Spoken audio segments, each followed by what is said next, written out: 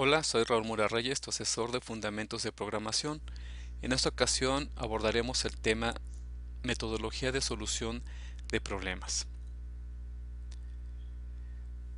Resulta útil establecer un método que permita llegar a la solución de un determinado problema a través de etapas bien definidas.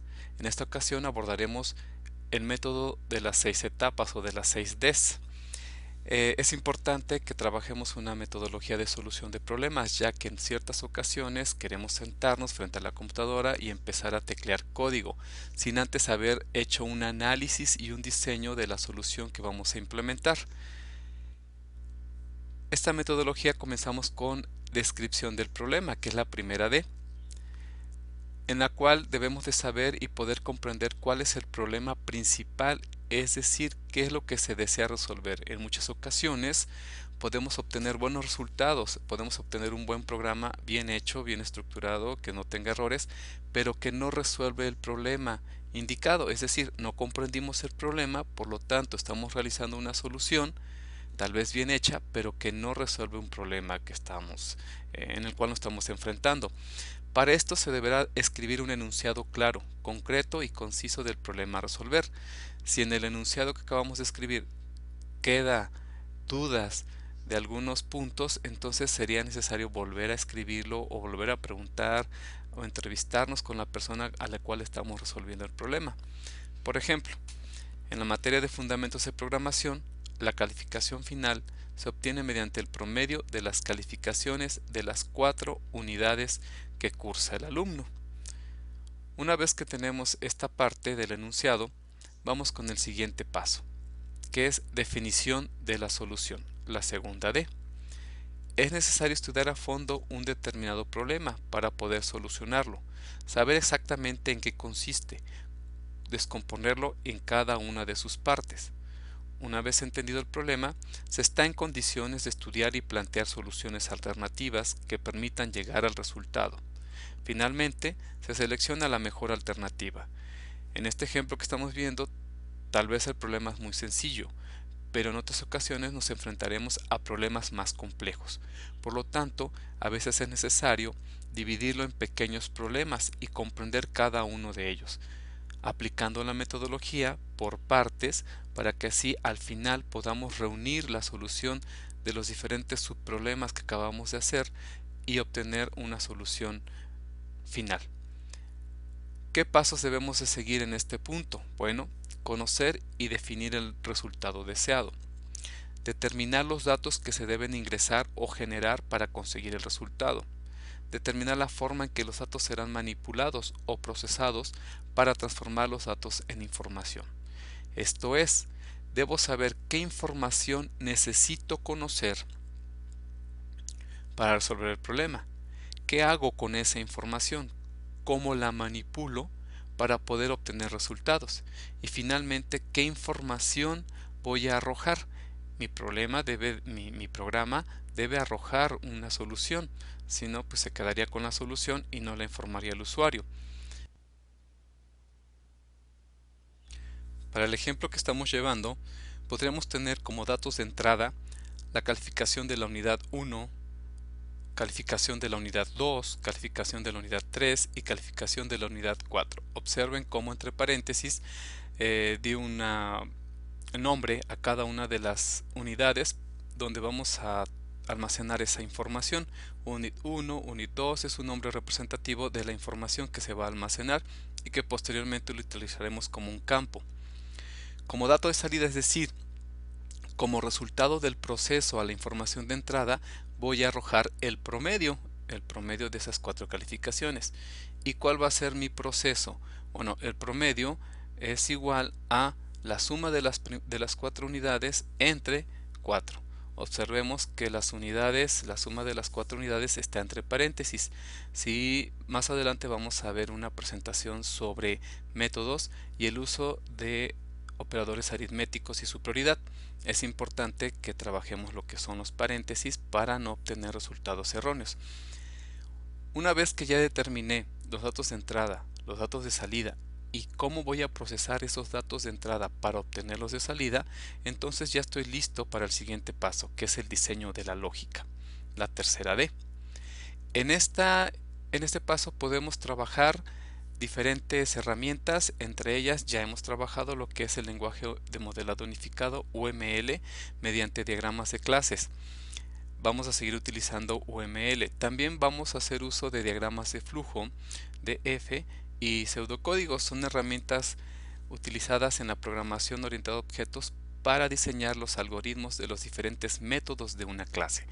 Cuando nos enfrentemos a métodos de clases ya más complejos, donde tengamos que utilizar estructuras de decisión y repetición, haremos uso de los diagramas de flujo.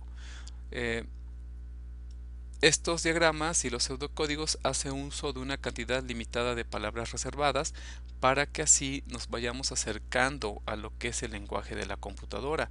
Se dan cuenta, el lenguaje de la computadora es muy limitado, no es como expresarnos nosotros hacia otra persona, sino que su lenguaje es muy pobre. Por ejemplo, Java utiliza 52 palabras reservadas y ese es todo el lenguaje.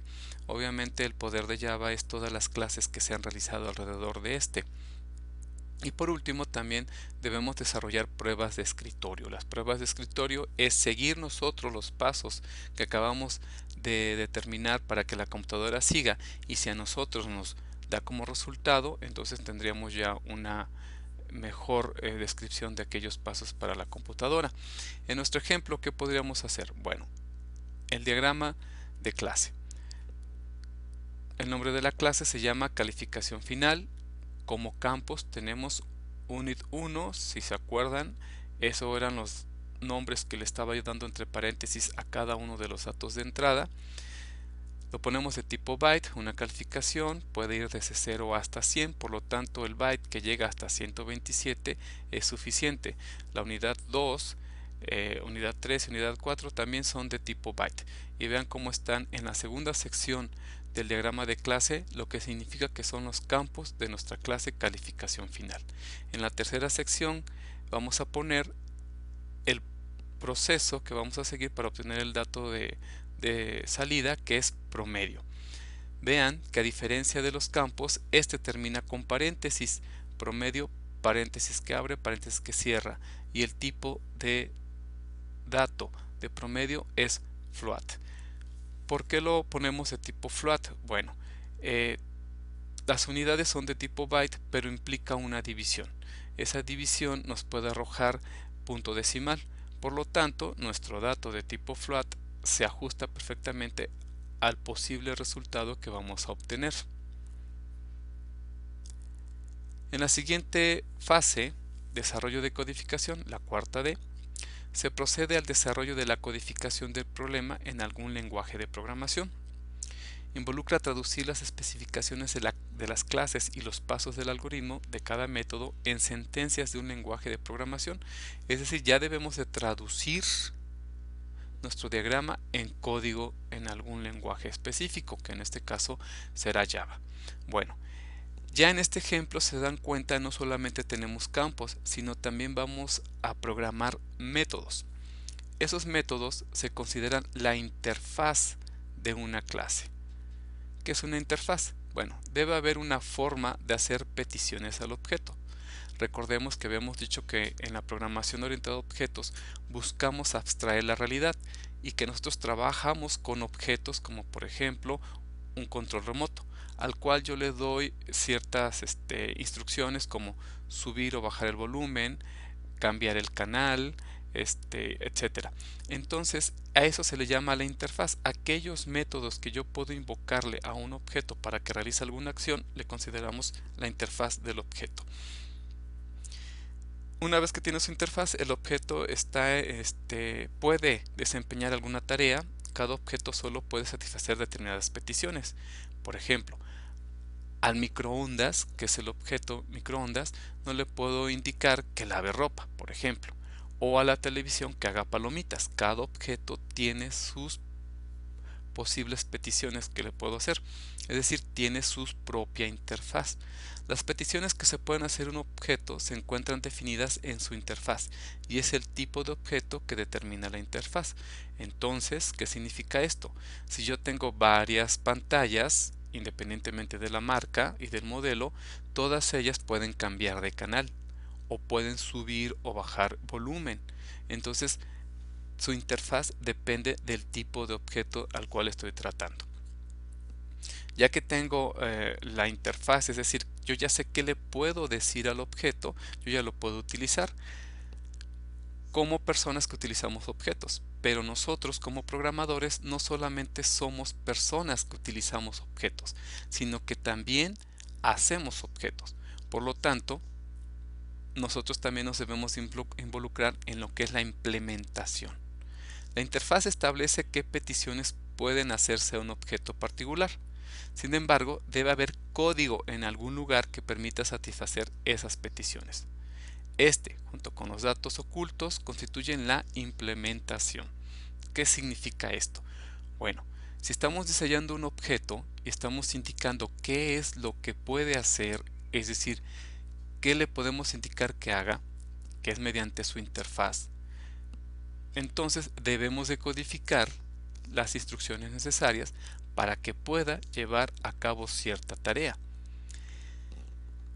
Nosotros ya nos vamos a meter más adentro. ¿Sí? Es como, por ejemplo, si fuéramos los creadores del control remoto de la pantalla que estábamos platicando. Bueno, ya no solamente vamos a preocuparnos por conocer qué es lo que puede hacer el control remoto o qué le puede indicar a la pantalla, sino que nos vamos a meter más adentro y tenemos que saber cómo va a hacer esa actividad. ¿Sí? Por ejemplo, si estuviéramos creando un microondas, no solamente nos preocuparíamos porque existan ciertos botones para hacer palomitas, por ejemplo, sino que ahora nos tenemos que meter a la parte de cómo opera el microondas para hacer las palomitas. Bien, entonces, como ejemplo tenemos la clase propuesta que habíamos hecho de calificación final. Vean que tenemos la declaración de las 4 unidades, Unit 1, Unit 2, Unit 3 y Unit 4, que son de tipo byte. Y tenemos la declaración del método. Por el momento todos nuestros métodos serán públicos. Indicaremos el tipo de dato, que en este caso es float, y el nombre de nuestro método promedio con paréntesis. Abrimos llaves y esas llaves van a tener todo el código necesario para implementar esa interfaz, que en este caso es promedio. Vamos a trabajar con 3 líneas por el momento para este tipo de ejercicios que vamos a realizar. La primera de ellas es declarar una variable del mismo tipo del método. Si promedio es de tipo float, entonces en este caso estoy declarando resultado también de tipo float, punto y coma. Posteriormente al resultado le asigno, eso es lo que significa el signo de igual, asignar una operación aritmética en este caso, que es la suma de las 4 unidades entre 4, y al final ponemos punto y coma. Y la tercera línea, lo único que vamos a hacer es utilizar la palabra reservada return, que significa regresar resultado. ¿Qué significa esto? Que bueno, cuando yo invoque al método promedio, lo primero que voy a hacer es reservar un espacio en memoria que se llama resultado y que puede almacenar un dato de tipo float. A ese espacio en memoria le voy a asignar la operación aritmética de la suma del contenido de las 4 unidades entre 4. Y posteriormente, con la instrucción return, lo que hago es que el contenido de esa localidad de memoria que se llama resultado lo voy a copiar al método promedio. Promedio, al ser de tipo float, también es un espacio en memoria que se está reservando, pero ahora con el nombre promedio. Ya que tenemos lista nuestra clase propuesta, entonces podemos realizar la clase principal. En este ejemplo, la clase se llama escuela y tiene el método main. Como ya habíamos comentado en videos anteriores, existe una clase principal que es la que contiene precisamente ese método main o principal, que eso significa main, y que es el punto de partida de ejecución de mi aplicación. En este método main realizamos 3 pasos. El primero es crear el objeto. Se dan cuenta, en la línea 14 estamos creando calFin, que es un objeto de tipo calificación final, que es la clase que acabamos de proponer y que acabamos de codificar. Posteriormente pedimos datos, que en este caso son las 4 unidades. Vean cómo hacemos uso de los convertidores byte.parseByte, porque recuerden que el método showInputDialog nos regresa un string que debe ser convertido al tipo de dato específico. Pedimos las 4 unidades y por último desplegamos resultados. ¿Cómo lo hacemos? Mediante el método showMessageDialog, y se dan cuenta, ponemos el mensaje promedio final y posteriormente invocamos al método promedio, cal_fin_promedio con paréntesis. Es muy diferente invocar un campo a un método. Se dan cuenta, promedio les va a arrojar con paréntesis. De hecho, cuando nos va dando la ayuda en línea, nos va sugiriendo qué métodos podemos invocar. También en NetBeans nos va a hacer una diferencia de color. Por ejemplo, unit 1, 2, 3 y 4 son de color verde porque son campos, y promedio, se dan cuenta, es negro, igual que el nombre del objeto. Ya tenemos nuestra clase principal, la podemos ejecutar, pero antes de eso tenemos un paso, que es el 5, depuración y pruebas. Es la quinta D. Bueno, una vez codificado se debe probar mediante la ejecución. Pueden surgir errores de diferentes tipos, principalmente lógicos y de sintaxis. Hay que corregir el programa, anular, modificar o crear nuevas instrucciones y volver a probar el programa hasta conseguir el resultado deseado. Una buena estrategia es preparar primero a lápiz algunos datos de entrada y obtener también con nuestra calculadora o a lápiz un resultado. Por ejemplo, si nosotros indicamos que la unidad 1 es 90, la 2 100, la 3 75 y la 4 60, hacemos nuestro cálculo con nuestra calculadora o a lápiz y obtenemos un promedio de 81.25. Una vez que tenemos esta información, corremos el programa, metemos esos datos que acabamos de especificar y debemos obtener un resultado como el que tenemos en la prueba. Y por último, la última D, que es documentación. Dice: una buena documentación ahora ayuda a desarrollar buenos hábitos de programación que se necesitarán después. La documentación forma parte del proceso de programación y debe incluir como mínimo descripción del problema, resultados esperados y datos necesarios para generarlos. En este caso son nuestros datos de entrada, salida y la descripción de procesos, diagramas UML y de flujo o pseudocódigo, pruebas desarrolladas y listado de programas con comentarios internos. Este tipo de documentación será el que ustedes tendrán que arrojar para cada uno de los ejercicios que harán a partir de este momento.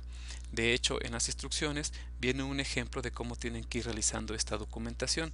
En esta unidad nos quedaremos hasta la parte de diseño, es decir, ustedes tendrán que entregar los ejercicios hasta las clases propuestas, que serían los diagramas de flujo, los diagramas de clase, y posteriormente también se deberán de incluir los diagramas de flujo. Y en la siguiente unidad ustedes ya estarán listos para la codificación. Les recomiendo que vean el video de métodos, donde se especifica un poco más la realización de estos, y también hablamos lo que son los operadores aritméticos, su prioridad, operadores lógicos y de comparación.